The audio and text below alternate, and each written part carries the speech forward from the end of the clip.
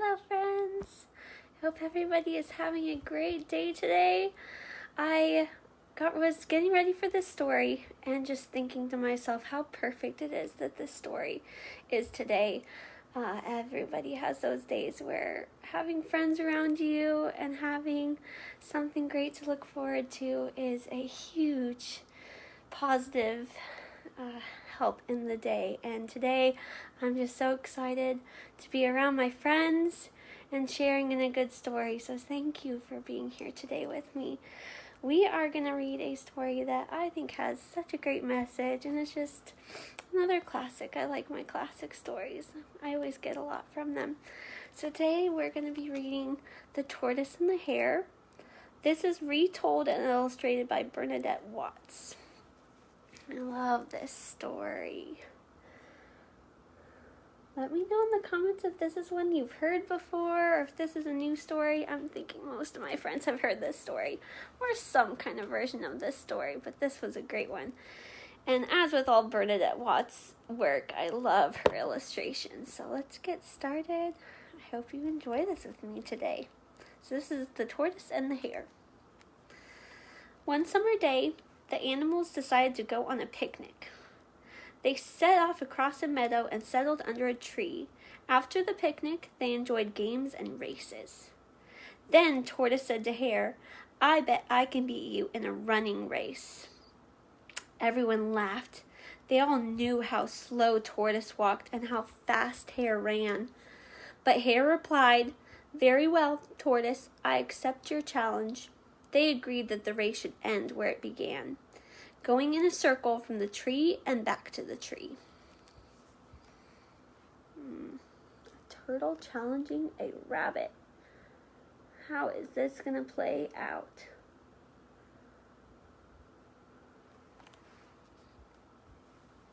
The animals chose a duck to start the race. "Quack, quack," shouted Duck. Everyone cheered. The runners were off. In less than a minute, Hare was across the meadow. He looked back over his shoulder and saw that Tortoise had not even left the shade of the tree. So he's already way behind him. Things are not looking good for poor Tortoise. Hare raced on. He passed a farm without stopping. Then he ran through a golden cornfield. Hare jumped over a stile and into a lane. Hare looked about, but saw no one else in the lane, so he hopped leisurely along. So leisurely means he's just taking his time, enjoying himself. Taking his time. "There is no hurry," he said to himself with a smile. "If I walk all the way, I will still win."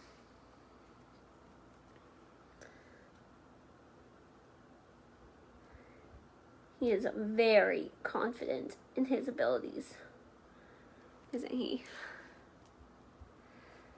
Hare came to a cottage. He nipped around to the back garden where the vegetables grew. He ate a whole row of lettuce, some carrot tops, and a large, crisp cabbage. Meanwhile, Tortoise trudged on across the meadow and through the golden corn until he reached the stile. He went under the stile and started to walk along the dusty lane. Hare spent a long time in the garden, tasting this and nibbling that. He ate more than enough. He was very, very full. But then he just ate a fallen apple and another apple. He was so full that his stomach bulged out on both sides. Has anybody ever ate so much you feel like your stomach just expands? This rabbit is eating all the food. His tummy is bulging, it's growing.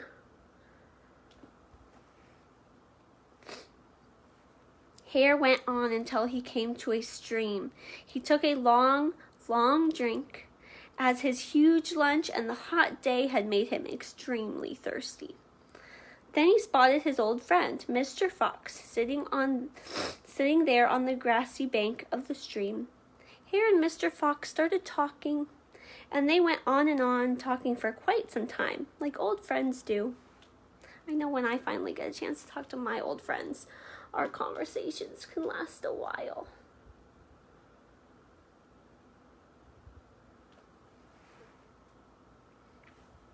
Tortoise plodded along, slowly but surely. At last he came to the cottage. Tortoise felt hot and a bit hungry. His short legs felt tired. But he walked right past the cottage and the gate, which led to the garden. He wondered where the hare was now. Hare and Mr. Fox had said goodbye to each other. The hare continued on his way. Mr. Fox went the other way on some errands of his own.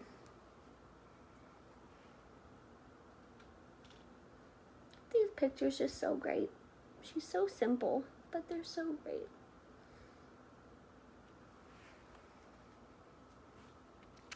Later in the afternoon, Hare came to a cornfield which had been harvested. A hedge full of honeysuckle and wild roses grew around the field. Hare felt very drowsy, so he was tired. So he stopped to rest under the hedge. "I have eaten too much," he said to himself. "There is plenty of time for a nap. Tortoise is far behind." Hare stretched out, sighed deeply, and fell asleep.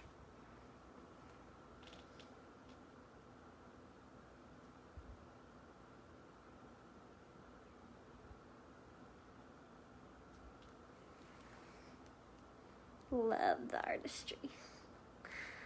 The heat of the long summer afternoon and the heavy perfume of the flowers had made Hare oversleep. When he awoke, there were long shadows across the grass, and the sun had fallen down behind the wood, so he was asleep for a very long time. Hare sat up and rubbed his eyes. Where was Tortoise? Hare could not see him in any direction.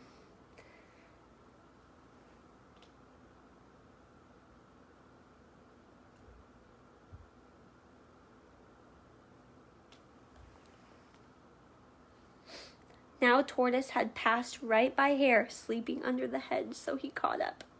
Tortoise heard Hare snoring. Although Tortoise was hot and tired, he just plodded slowly on. The little animals who lived on either side of the track came out and cheered him on. Tortoise walked right around the cornfield without a pause and went under the gate and back into the meadow. The circle was nearly complete. That's so nice, they're cheering him on.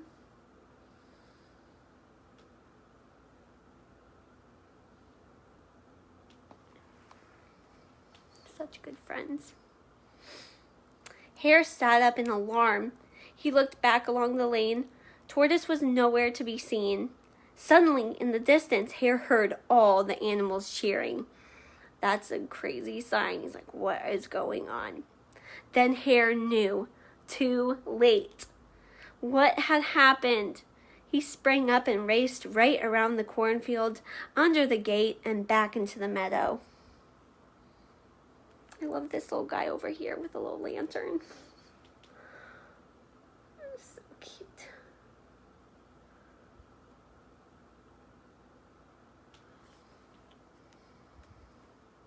How the animals cheered. How Hare raced across the meadow, but he was too late. Tortoise had won the race. Hare was the first to congratulate Tortoise.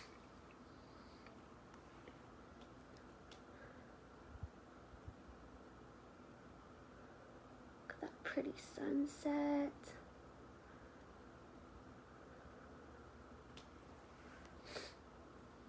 Well done, Tortoise, he said. You have won because you went steadily along and did not waste time. I can run faster, much faster than anyone else. So I took it easy. I even fell asleep. It was my own fault that I lost. Well, let that be a lesson to us all, said the wise old badger. Then the tired animals packed up their bags and picnic baskets and went home.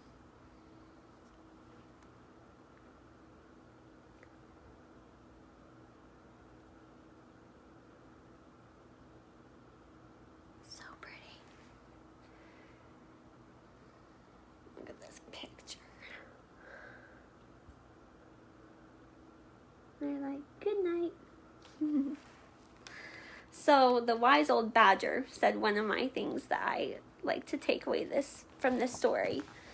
And that is, I think the biggest lesson people know when they hear this story is that slow and steady wins the race. And what that saying kind of means is that hard work will get results and good things take time. So things that you really want, big things, they're usually not easy. If they are, then you are a very lucky person. Usually it does take a lot of work for something to happen. So slow and steady wins the race. Keep trudging, keep going. It's going to take time, but at the end, what you gain is so huge that it's always worth it. And another lesson I like to get from this that's a little more subtle is a lesson of humility. If you look at the rabbit, at the hare, and if he had been humble, he probably never would have taken his nap. He would have taken the race seriously. He probably never even would have challenged the tortoise or put the tortoise in a place to challenge him, because he never would have been bragging or boasting about it. So when we have things, and it's easy to want praise and it's easy to want attention, and we can all understand why the hare likes to brag about this. He's really fast and he just wants everyone to know it, and he wants to tell people how good he is at this. But a lot of times, praise and attention should not be what we're looking for. We should not be trying to make anybody else proud but ourselves. And at the end, I think Hare got a very good lesson. He saw that he was not taking this seriously, that he did things that ended up not working to his advantage. I love that he saw that and that he congratulated Tortoise at the end, and he was such a great sport. So, such a good story, such a great lesson about being humble, showing humility, and working towards something that you really want. Tortoise wanted to prove that he could do something, and he did it. Even when it didn't look like he stood a chance of winning, he persevered and he finished the lap just in time for sunset. So it's such a great story. I'm so happy to see all of you here. Thank you for sharing this with me today and sharing this story with me. I hope you enjoyed it, and I cannot wait for our next story time. Bye, friends.